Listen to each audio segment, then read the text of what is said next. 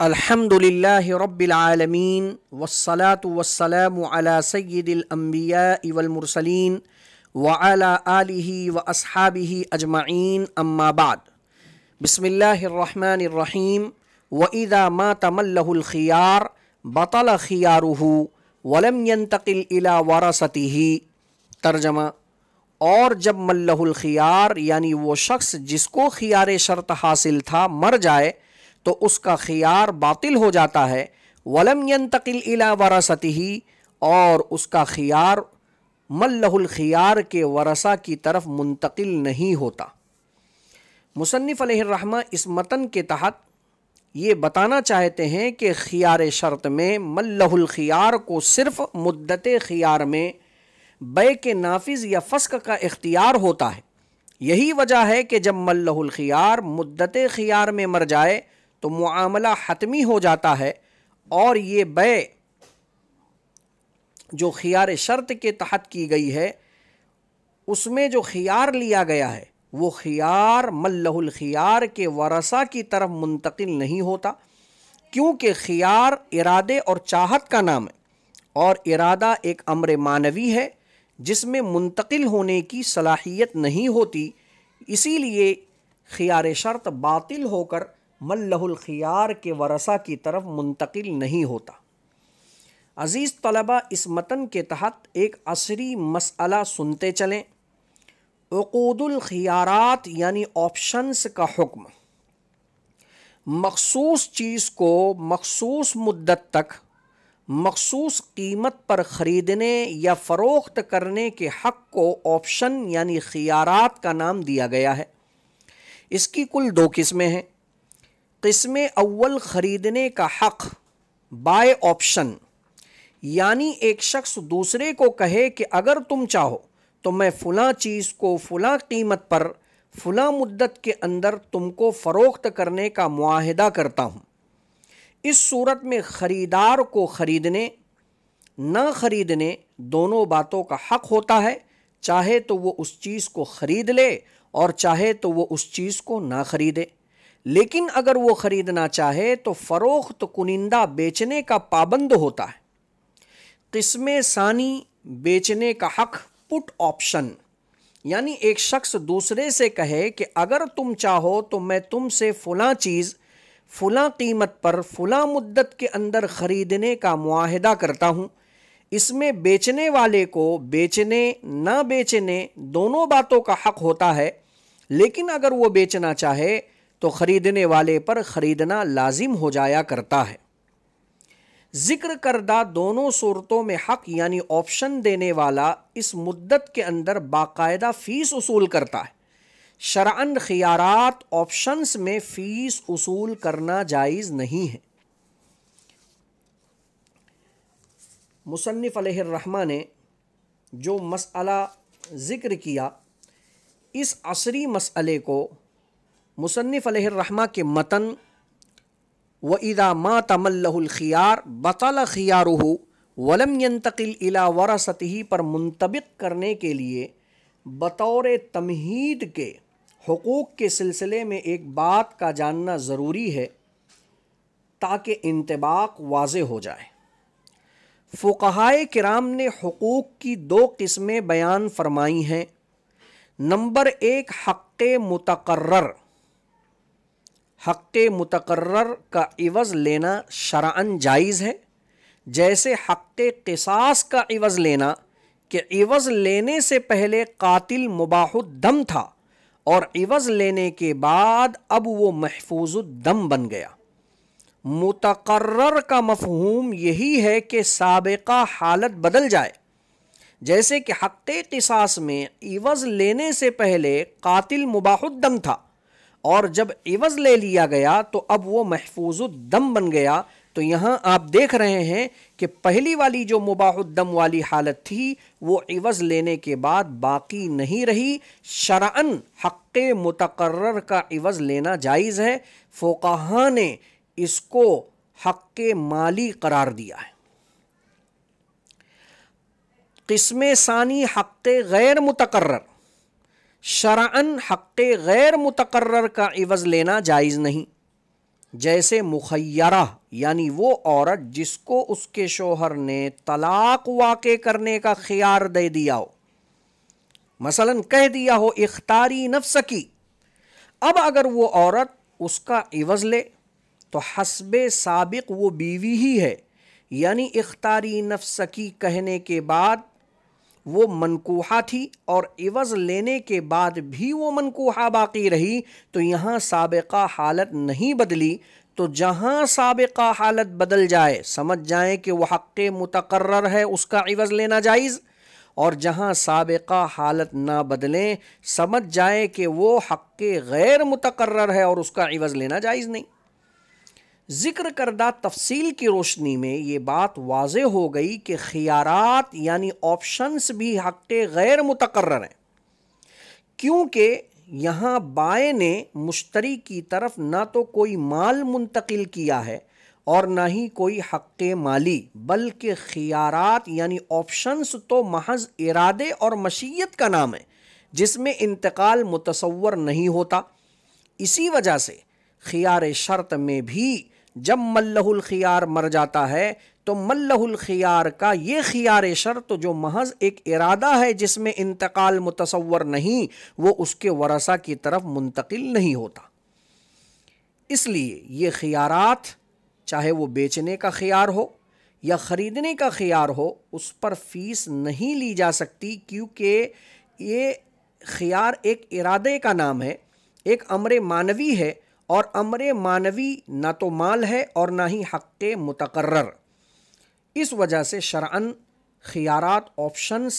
کا معاوضہ اس کے عدم مالیت کی وجہ سے لینا جائز نہیں ہوگا۔ آگے مصنف علیہ الرحمہ فرماتے ہیں وَمَن بَاعَ عَبْدًا عَلَىٰ أَنَّهُ خُبَّازٌ أَوْ كَاتِبٌ فَوَجَدَهُ بِخِلَافِ ذَلِكَ فَالْمُشْتَرِي بِالْخِيَارِ إِنْ شَاءَ أَخَذَهُ بِجَمِيعِ الثَّمَنِ وَإِنْ شَاءَ تَرَكَهُ۔ ایک شخص نے غلام فروخت کیا کہ وہ نان بائی یا کاتب ہے، پس مشتری نے اس غلام کو اس صفت کے خلاف پایا تو مشتری کو اختیار حاصل ہے، اگر چاہے تو وہ اس غلام کو پورے ثمن کے عوض لے لے اور اگر چاہے تو بیع کو ترک کر دے۔ مصنف علیہ الرحمہ اس متن کے تحت یہ مسئلہ بیان کر رہے ہیں کہ ایک شخص نے غلام بیچا اور بطور ترغیب کے کہہ دیا کہ یہ نان بائی ہے یا یہ رائٹر یعنی کاتب ہے۔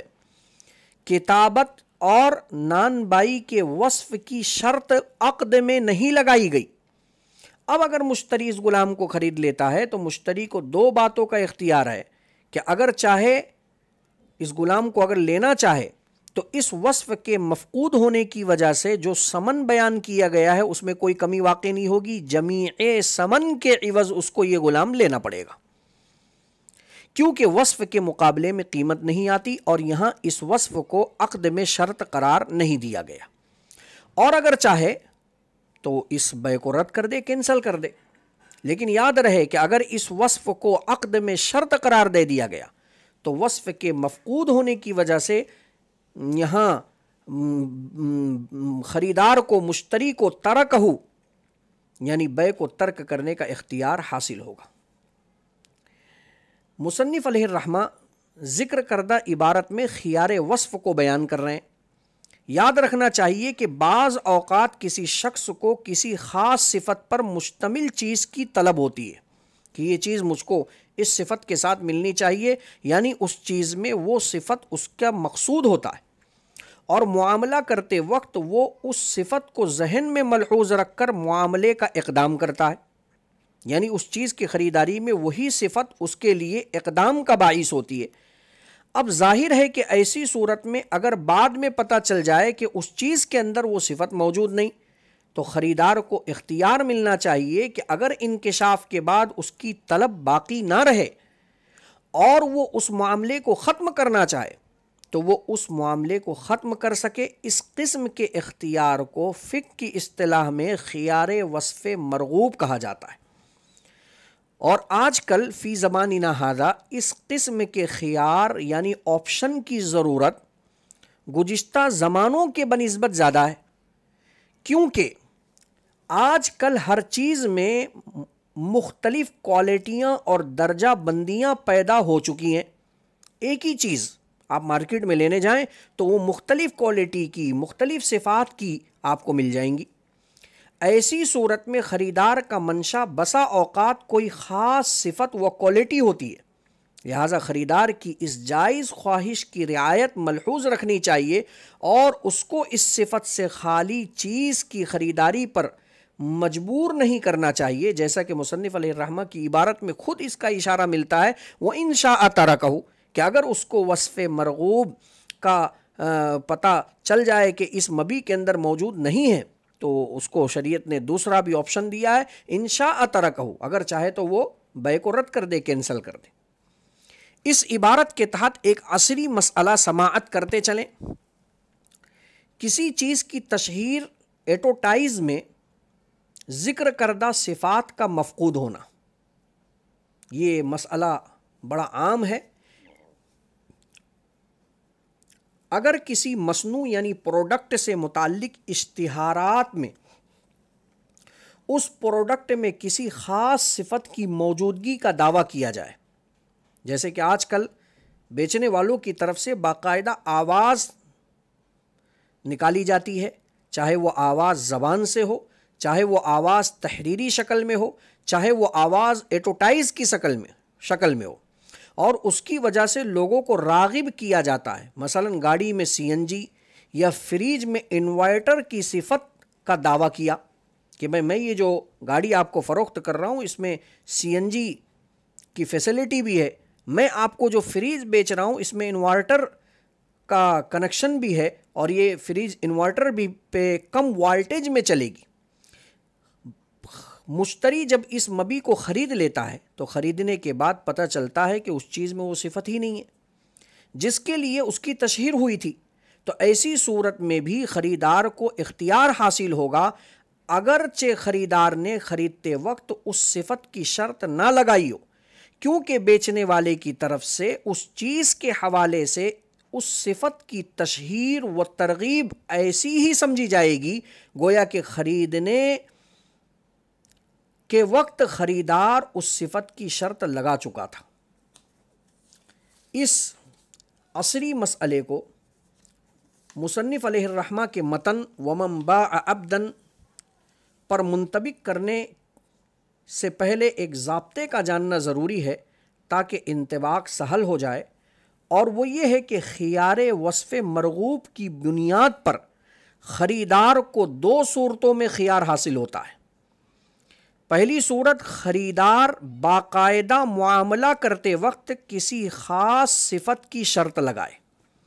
کہ میں اس گاڑی کو اس شرط پر خریدتا ہوں کہ اس میں سی این جی کی فیسلٹی ہونا چاہیے، وضاحت کر دے۔ بعد میں اس چیز میں وہ صفت اگر مسنگ ہو، مفقود ہو، تو خریدار کو بے کے کینسل کرنے کا اختیار حاصل ہوگا، کیونکہ اس نے اس صفت کو بے میں شرط قرار دیا تھا۔